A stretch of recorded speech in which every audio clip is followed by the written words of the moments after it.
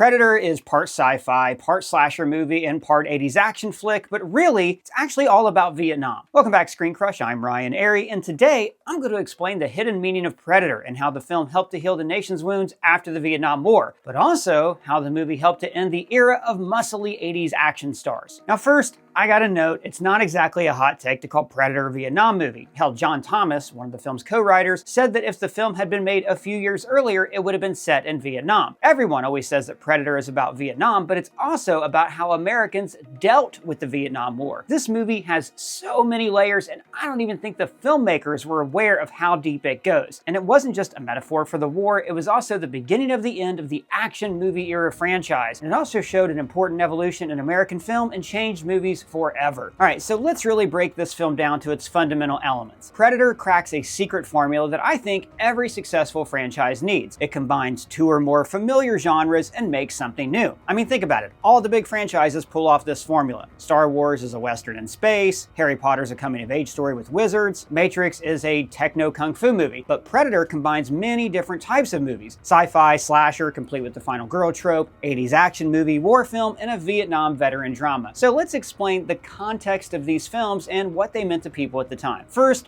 pro-war movies. Now this is a very straightforward example. Following World War I and II, people love seeing movies about the heroic exploits from our boys overseas. Films like Wings, Bridge Over the River Kwai, Tora Tora Tora, The Great Escape. These films promoted nationalism and highlighted the real-life bravery of our armed forces. Now, these movies always glorified war, and they didn't show any of the trauma associated with combat. They showed us the legend and not the real people. And then comes the Vietnam War. Now, Vietnam fundamentally changed America forever. The conflict and total lasted more than 2 decades, with the American military trying to support a pro-Western government in Vietnam. The problem is, the Vietnamese didn't want us there, and the military were forced to fight a hidden enemy deep in the jungle. Does that sound familiar? And before I go any further, I want to note that I'm going to talk a lot about the Vietnam War and the experience of Vietnam veterans. I have the highest respect for these veterans, and I think they got fully shafted by the government. I just want to say thank you all for your service and welcome home. So Vietnam is a war where, to put it lightly, we did not accomplish our military objectives. We left the country and the Northern Vietnamese immediately took over. So this shattered America's view of itself as a nation that was undefeated in combat, like Patton says. That's why Americans have never lost and will never lose a war, because the very thought of losing is hateful to Americans. Afterwards, Americans struggled with how to reconcile this defeat with our own powerful, macho self-image. Now, during the war, Hollywood struggled with how to portray the conflict in their usual jingoistic pro-military way. John Wayne made one of the worst pictures of his career called The Green Beret that highlighted the inevitable win that our forces would have in Vietnam. The movie also ends with the sun setting on the East China Sea, but whatever. After the war, though, a new generation of filmmakers dealt with the trauma that our troops carried home, and this became a huge genre in the 70s and 80s. I mean, films like Deer Hunter, Go Tell the Spartans, Platoon, Full Metal Jacket, Apocalypse Now, they all tried to deal with the futility of that war. And there were also the stories that showcase the mental stress on our veterans, like Taxi Driver, Coming Home, First Blood, and of course, that's right, the 80s action show Magnum P.I. was about a Vietnam veteran. In fact, a great friend of the channel, Kevin Marr, has a terrific thesis on how 80s action movies helped heal the wounds from the war. He points out that many hit shows in the 80s, from Magnum P.I., The A-Team, Simon & Simon, and The Equalizer, and a lot more, all featured non-vets as action heroes. And it's like Rambo and Magnum have a similar experience that they go back, they find meaning, they serve justice, and they get to win this time. It's the ultimate do-over. So, on a surface level, movies like Platoon confronted the actual national trauma of Vietnam by portraying a very realistic look at the war. But that same trauma was also confronted by the films of Chuck Norris, Arnold Schwarzenegger, and Sylvester Stallone. The booming 80s action genre was all about ripped dudes kicking ass, taking out drug dealers, and taking down evil regimes with nothing but guns and guts. The Rambo franchise actually, I think, marks this transition. The first movie is about a Vietnam vet processing trauma from the war. It wasn't my war. You asked me, I didn't ask you. And I did what I had to do to win, but somebody wouldn't let us win. In the second movie, that same Vietnam vet is recruited to kick some ass overseas. Do we get to win this time? This time it's up to you. 80s action movies then morphed into Vietnam wish fulfillment, and Predator brilliantly navigates through all these genres. So let's take a closer look at that film. It is set in Central America, which in the 1980s was a hotbed of American military intervention. It's also been said by scholars that Reagan's military actions in countries like Nicaragua, El Salvador, and Grenada helped to restore Americans' faith in our military superiority. So right away, we see American forces playing rock and roll, flying choppers over a jungle. This is imagery straight out of Vietnam. It's sending the message that we're like taking Arnold out of the movie Commando, but then putting him in the movie Apocalypse Now. The film begins as a straight up 80s action movie, and to provide some context here, I'll quote one of my favorite authors, Jason Pargin, who noted that in 1980s action movies, the good guys were invincible, and we never felt like they were in any real danger. Predator starts off as one of these movies. The first third of the film, the first act leading to the mission to the base, is filled with, badass corny quips. You son of a bitch. Payback time. Stick around. Knock, knock. I ain't got time to bleed. When they approach the combat zone, they find the previous strike team has been skinned and then hung like animals. And this is meant to evoke the racist idea that they're going to fight the savage natives. And this is also to make Dutch and the others think, what kind of monsters are we about to fight? So seeing Americans skinned alive dehumanizes the guerrilla fighters, makes them seem less than human, and it justifies the beatdown that Arnold is about to deliver. And they just easily cut through the camp, and you never feel like they are in any danger whatsoever. It's that fun, cathartic 80s action scene that America wanted after losing in Vietnam. In fact, listen to the score. And the main theme, composed by Alan Silvestri, is very dark and foreboding. But whenever the heroes are involved in the scene, they add a snare drum to make it sound like a military band, so it feels more patriotic.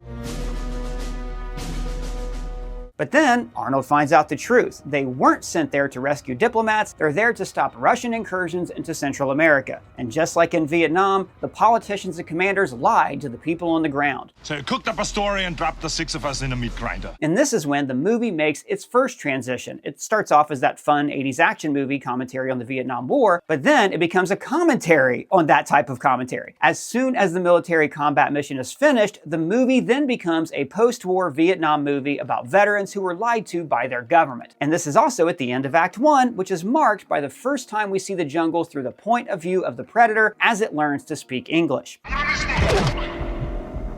In other words, we begin to see the events from the point of view of that hidden enemy in the jungle, similar to how anti-war Vietnam films portrayed Americans as the invading forces into the land of the Vietnamese. And this is when we start to get more overt mentions of Vietnam, and we realize, hey, all these guys are Vietnam vets. Makes Cambodia look like Kansas. And Mac, in particular, is haunted by his time over there, and he starts talking to his dead friends. Same kind of moon, same kind of jungle. We also see that commanders are inept in the field.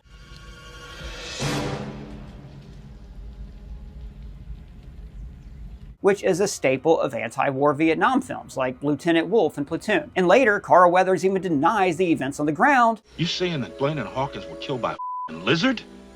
It's a bullshit psych job. There's 2 or 3 men out there at the most. Just like many commanders in Washington, D.C. refused to acknowledge the insurmountable problems that our troops were facing on the actual front lines. And symbolically, we see the attitude of American military commanders in Dillon's death. Carl Weathers' character is the commander who leads them into this meat grinder, and so he's a stand-in for all the politicians and military commanders who never understood those realities on the ground. And when he's killed, the predator slices off his hand, but his severed hand keeps pulling the trigger, just like how long after the war's outcome became inevitable, Nixon kept pouring more and more troops into the conflict. And most importantly, remember that Vietnam was a war fought against guerrillas who were hiding in the jungle. The Viet Cong knew they could never take on the American military machine head on, so they used the land. They set traps, they dug holes. They essentially became part of the jungle. And visually, this is the predator's camouflage. It looks like the jungle has come to life, or, as Anna says, She says the jungle. It just came alive and took him. Later, Arnold even works out that it's using the very jungle to survive. He's using the trees. Now, the military had a two-pronged response to fighting the Viet Cong. One was to send troops into the bush and then manually count the number of enemy killed. But the second response was to firebomb large swaths of the jungle with napalm. And at first, this is how Dutch and the others react to the predator. They empty out their guns into the jungle basically out of fear, reasoning that they can take down the enemy with brute force, which did not work in Vietnam and does not work against the predator. And this is why the movie is still remembered today, while no one cares about other 80s action films like Delta Force. Force. In this film, the muscly action stars are the underdogs. We understand that they can lose because we see them get killed, but also subconsciously because our own military did not win its own objectives in the Vietnam War. This is tapping into the American fear of losing another war. So this is when the movie transitions into a slasher film. Now, a slasher film is a particular type of horror movie that became very popular in the 70s and 80s, where a lone, invincible figure hunts down the heroes one at a time, often leading into a showdown with the final girl. Now, we saw this pioneered in films like 1960's Psycho and 1974's Texas Chainsaw Massacre, but of course John Carpenter made the format widely popular with 1978's Halloween. So this was followed by a string of forgettable knockoffs like the Slumber Party Massacre franchise, but it also gave us great villains like Freddy Krueger, Jason, hell, even the xenomorph alien, Chucky, the list goes on. Now, I bring up all of this history because horror movies often become popular because they express a way for us to deal with a pervasive, subconscious societal fear. Like, for instance, there's the Godzilla effect, where Godzilla is a monster created by radiation that helped people in Japan deal with the trauma following the bombs dropped on Hiroshima and Nagasaki. And we also recently made a video about how the recent string of successful horror movies deal with anxiety stemming from COVID. And back in the 1980s, slasher movies also answered some of these societal fears. For instance, there was the growing moral panic of children being sexually promiscuous. There was also the satanic panic that children would be captured by cults of Sanctinists. Teens flocked to 80s slasher movies because they were a way to rebel against this conservatism, but they were also a way to own and control the fears of their parents. They were taught to be scared of what lurks in the dark, but the movies always end with the heroic damsel in distress turned badass fighting and killing the monster. So in Predator, the slasher villain expresses a different kind of fear, the lingering trauma of Vietnam, the fear that the greatest military on earth could not cow a small guerrilla army in the jungle. The Vietnam vets in Dutch's party immediately recognize and confront this fear. Just like in a classic slasher film, the heroes are taken out one at a time until Dutch is the final girl. Now, the final girl trope works because it turns that damsel in distress from older horror and sci-fi movies into an ass-kicking hero. And here, it takes the American military, the underdog in the jungle, and turns us into the ass-kickers. In the second act, Arnold begins to strip down. For a while, he's only in a vest, and then later he's shirtless, showing us how he is adapting to his surroundings. He is shedding the technological world and embracing nature. And when he falls into the mud, completely surrounding himself in nature, he finally becomes invisible to the predator. Symbolically, Dutch has become part of the jungle. Now, in military terms, this is a way of saying he has gone native. That's when a soldier deployed in another country defects and joins the other side. Or,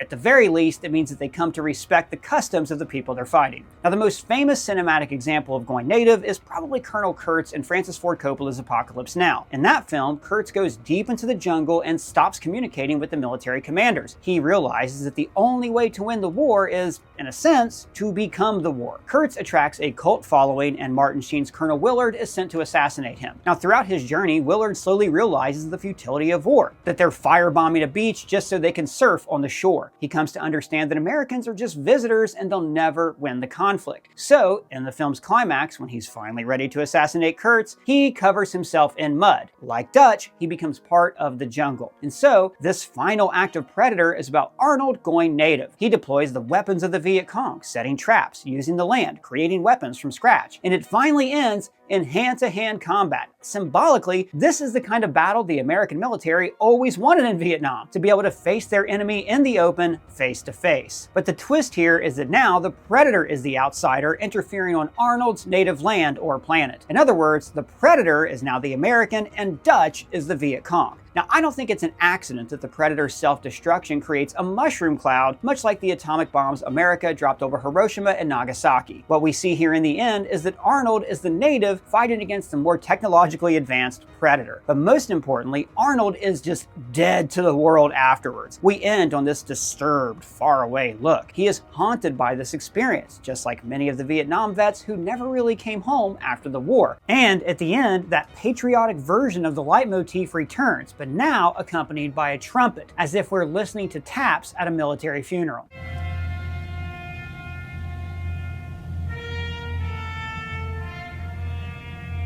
And then we flash across all the people that he just lost, the comrades that he's remembering, and we know that this guy is never going to be the same after this experience. Now, let's bring this back around to the Predator's place in action movie history. I mentioned earlier that First Blood was more of an anti-Vietnam post-war movie, but Rambo 2 transitioned that franchise into a cathartic, kick-ass action series where we could fully purge the ghosts of Vietnam. Do we get to win this time? And I think Predator wrapped up this Vietnam War catharsis by making it very literal. The movie does not try to hide its symbolism, so really there was nowhere they could go after this point. But more importantly, the 80s action genre was getting stale because the heroes were always invincible. They always fought the same types of guys, and you always knew how the movies were going to end. But Predator altered the formula. From here on, sci-fi and spectacle would very gradually overtake action films. Like the action genre got a second lease of life with Die Hard, which basically invented its own subgenre, Die Hard on a... What do you mean? Well, like every movie became like Die Hard on a boat, Die Hard on a bus, Die Hard with snakes on the plane. You get the point. But just 2 years after Predator, Batman was released, and it played like an 80s action movie, but with superheroes. And in fact, with the rise of CGI, that meant that audiences were going to gravitate towards spectacle films like Independence Day, Volcano, and Armageddon, until eventually, disaster films and action movies merged together into superhero films. Terminator 2, arguably the greatest action movie of its era, was also a science fiction story. Action movies can no longer be just about soldiers going after drug dealers because audiences wanted something different. They wanted something more. So sci-fi films like The Matrix, Spider-Man, Batman, Nolan series, they took over the action genre. And I also think that's because younger Americans came along who didn't have to discuss the Vietnam War through movies. Younger people wanted movies that related to them, about technology or coming-of-age stories. Or in the case of superhero movies, that's both of those things combined. But Predator's popularity persists till this day because it's always tapping into America's deep subconscious fear. What if we are not invincible? What if there is a hidden enemy right behind us that can take us out at any time? And that is the hidden meaning of Predator. But am I reaching, guys? Let me know what you think down in the comments, or you can add me on Twitter, Blue Sky Threads, or on our free-to-join Discord server. If it's your first time here, please subscribe, smash that bell for alerts. For ScreenCrush,